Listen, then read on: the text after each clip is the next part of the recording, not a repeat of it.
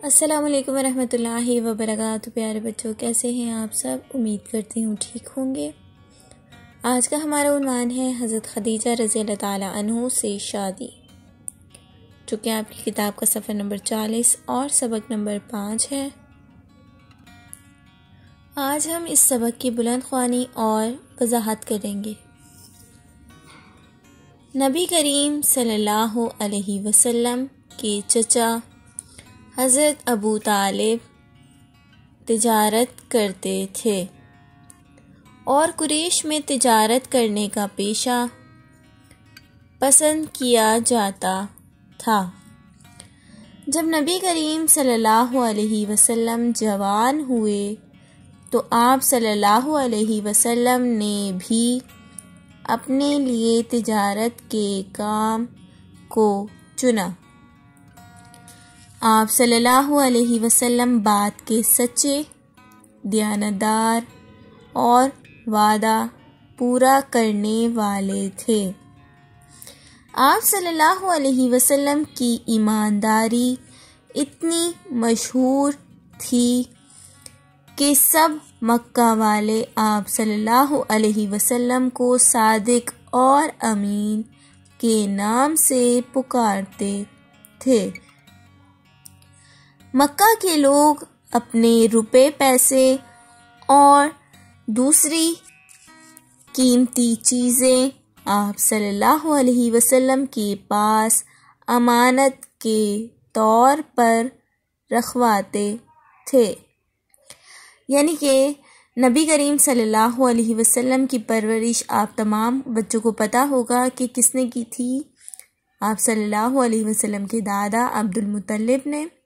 حضرت عبد المطلب کے بعد، ان کی وفات کے بعد، آپ صلی اللہ علیہ وسلم کی پرورش آپ صلی اللہ علیہ وسلم کے چچا حضرت ابو طالب نے کی، اور وہ کیا کام کیا کرتے تھے؟ تجارت کا کام۔ آپ صلی اللہ علیہ وسلم کا تعلق قبیلہ قریش سے تھا۔ قبیلہ قریش میں تجارت کرنے کا پیشہ پسند کیا جاتا تھا۔ جب نبی پاک صلی اللہ علیہ وسلم جوان ہو گئے اور انہیں پیشہ اختیار کرنا تھا تو آپ صلی اللہ علیہ وسلم نے بھی تجارت کا ہی پیشہ چنا اور یہی کام کیا جو کہ آپ صلی اللہ علیہ وسلم کے چچا اور قریش کے لوگ پسند فرمایا کرتے تھے۔ آپ صلی اللہ علیہ وسلم جو بات کیا کرتے تھے وہ سچی ہوا کرتی تھی۔ آپ صلی اللہ علیہ وسلم دیانتدار تھے اور وعدہ پورا کیا کرتے تھے۔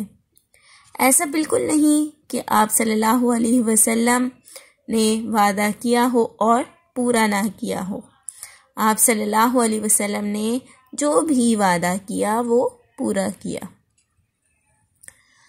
آپ صلی اللہ علیہ وسلم کی ایمانداری بہت زیادہ مشہور تھی اور اسی وجہ سے مکہ کے سب لوگ آپ صلی اللہ علیہ وسلم کو کیا کہا کرتے تھے؟ صادق اور امین کے نام سے پکارا کرتے تھے۔ مکہ کے لوگ اپنی مال و دولت یعنی کہ روپیہ، پیسہ اور دوسری قیمتی چیزیں یعنی کہ جو دوسری قیمتی اشیاء ہوتی تھی یا مال پیسہ ہوتا تھا، وہ تمام چیزیں آپ صلی اللہ علیہ وسلم کے پاس ہی امانت کے طور پر رکھوایا کرتے تھے۔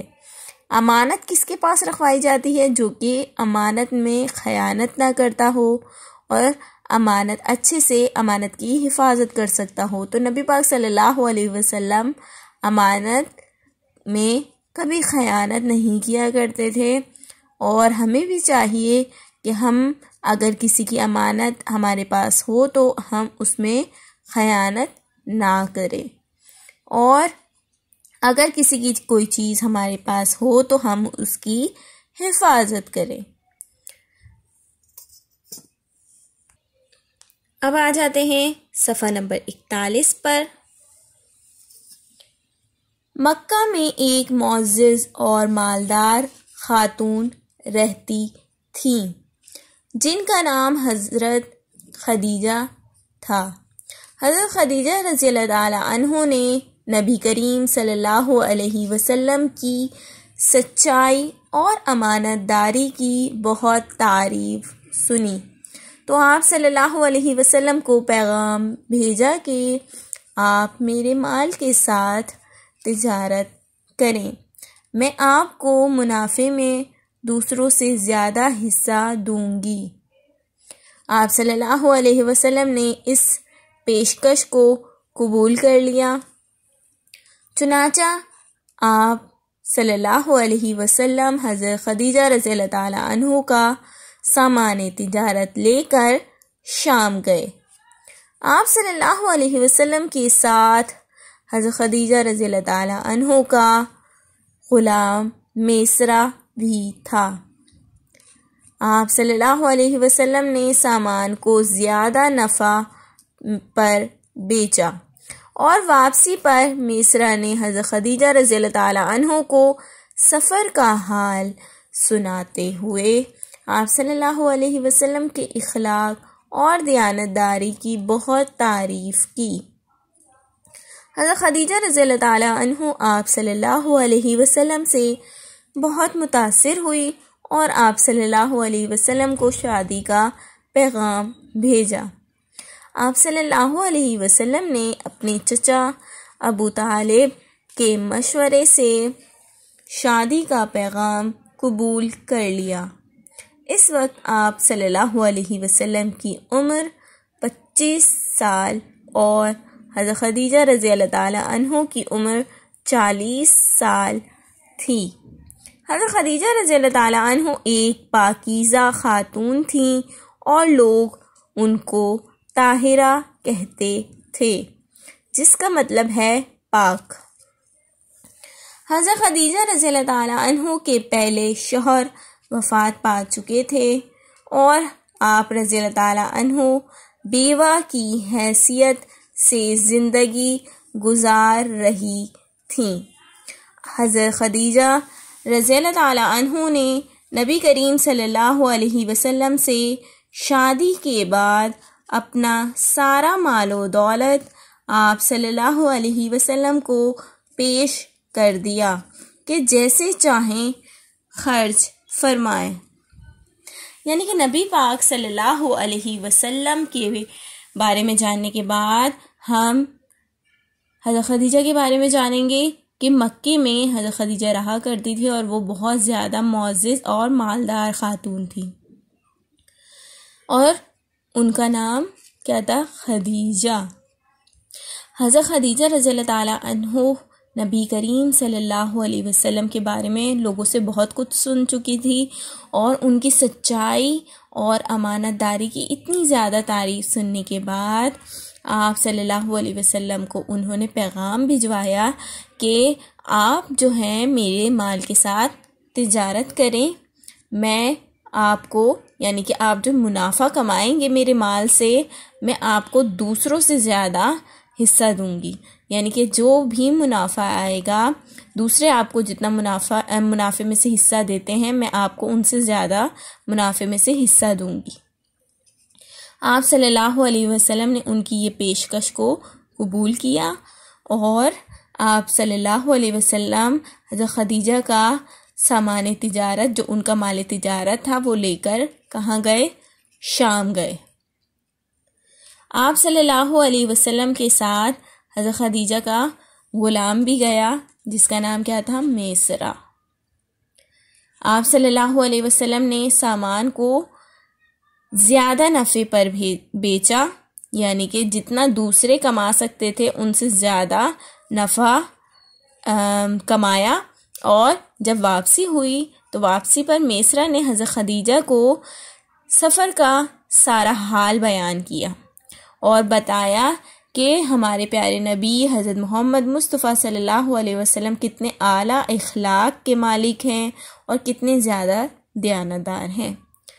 آپ صلی اللہ علیہ وسلم کی اتنی تعریف سننے کے بعد حضرت خدیجہ رضی اللہ تعالی عنہ آپ صلی اللہ علیہ وسلم سے بہت زیادہ متاثر ہوئیں اور انہوں نے آپ صلی اللہ علیہ وسلم کو شادی کا پیغام بھجوایا۔